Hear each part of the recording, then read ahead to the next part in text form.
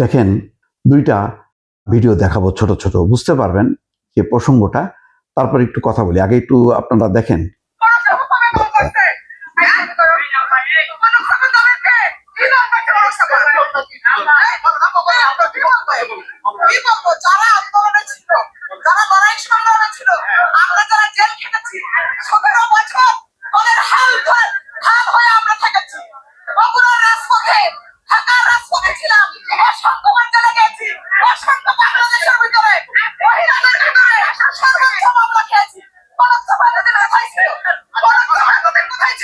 মানে কনক চাপা কোথায় ছিল?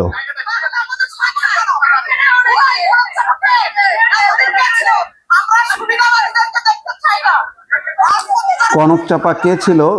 কনক চাপা বিএনপি সমর্থক একজন শিল্পী, এটা জানতাম। এখন দলে কি কন্ট্রিবিউশন আছে না আছে জানি না, কিন্তু এই সংরক্ষিত নারী আসনে নমিনেশন পাওয়া নিয়ে একটা অস্বাস্থ্যকর পরিবেশ তৈরি হয়েছে। দেখেন, আরেকটা ভিডিও দেখাই।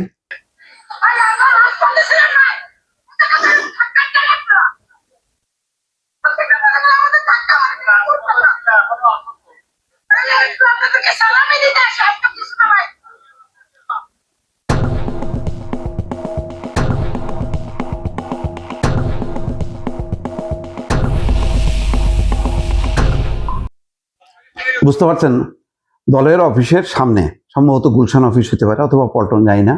সালাউদ্দিন আহমেদ যেহেতু এখন খুবই গুরুত্বপূর্ণ অবস্থান তার দলের ভেতরে, সংসদে, তো তাকে তার কাছে ভিড় করার চেষ্টা করছে, মানে নমিনেশনের ব্যাপারে কথা বলার চেষ্টা করছে। সবই এই যে সংরক্ষিত নারী আসন 36টা পাবে বোধহয়, মোট 50টার মধ্যে 36টা বিএনপি পাবে। সংখ্যাটা অনেক বেশি। 36 জনের জন্য অনেকেই কম্পিটিশন করতেছে। প্রতিনিয়ত অনুরোধ আমিও পাচ্ছি, বলে ভাই আমার নামটা একটু বলেন। তো এর মধ্যে আসলে কেউ কেউ আছে যে হওয়ার মতন, হওয়া উচিত। এখন এই যে 36 জনকে বাছাই করা বুদ্ধিমত্তার সাথে, কনক চাপা এবং বেবি নাজনীন আলোচিত মুখ, তারা শিল্পী, একসময় খুবই শিল্পী, এখন রেগুলার শিল্পী না, বরং এখন দলের সাথে তারা অ্যাটাচড।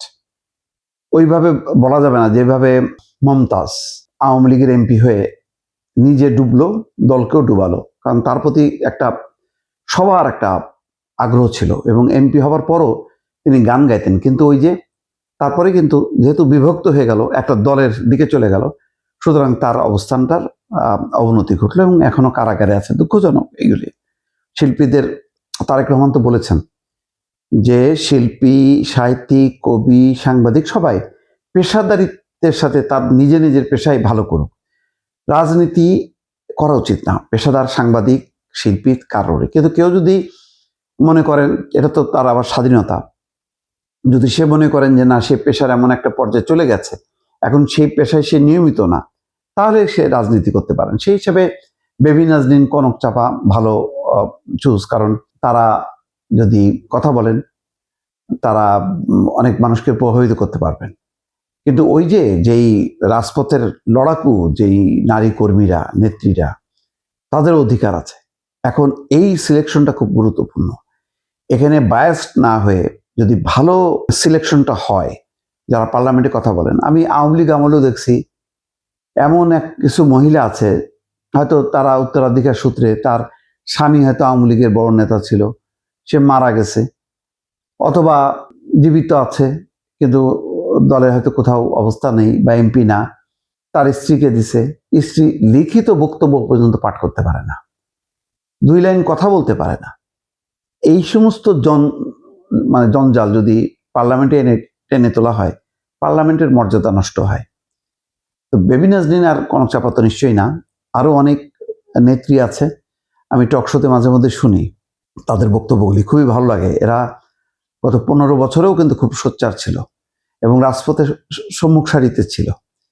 দেখেন, রুমিন ফারানা 2018 সংরক্ষিত আসনের ছিল, কিন্তু কখনো মনে হয়নি তিনি সংরক্ষিত আসনে, তিনি যেভাবে উচ্চকিত ছিলেন, এইরকম এমপি দরকার। এখনো তিনি উচ্চকিত, এখন তিনি স্বতন্ত্র, সরাসরি নির্বাচনে। তো পার্লামেন্টে যারা কথা বলতে পারে, যাদের মেধা বুদ্ধি আছে, সেই সব নারীকে পাঠানো উচিত। তা নাহলে ওই যে এরশাদের সময় বলা হয়তো এক সেট অলংকার, সেরকম অলংকার যাতে না হয়। এখানে দেখলাম ফারজানা স্মৃতি, জুলাই যোদ্ধা, সেও নমিনেশন পেপার নিয়েছে।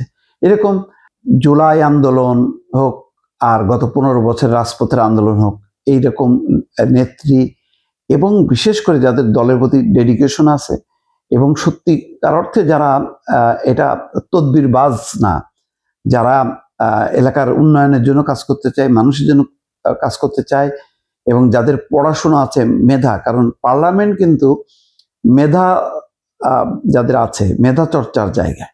এখানে অনেকগুলো বিধি জানতে হয়, বুঝতে হয়, সেভাবে নোটিশ দিতে হয়, কথা বলতে হয়। এখন দেখেন না, অনেকেই কিন্তু ধাক্কা খাচ্ছে। আমি জামাত এনসিপির অনেকেই দেখলাম যে তারা বিধি টিধি নাই। এই যে আমির হামজা কুষ্টিয়ার থেকে কোথার থেকে একটা টেনে নিয়ে আসছে জামাত, নিয়ে এসে বাস বসাই দিছে।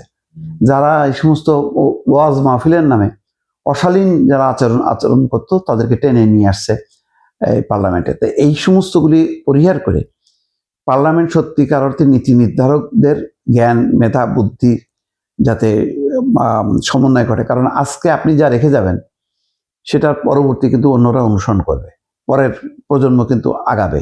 এখন আপনি যদি এই যে গরু ছাগল যদি ঢুকায় রাখেন, তো পরবর্তীতে কিন্তু ওই ভেড়া বাছুর টাছুর ঢুকতে থাকবে, তাদের বাচ্চা কাচ্চারা। কিন্তু যদি বুদ্ধিমান বুদ্ধিদীপ্ত হন, তাহলে এর পরের পার্লামেন্টের যে চেহারাটা হবে আরো উন্নত। তো সেই দিকটা কতখানি দল লক্ষ্য করছে বা মনোযোগ দিচ্ছে, সেটা একটা প্রশ্ন।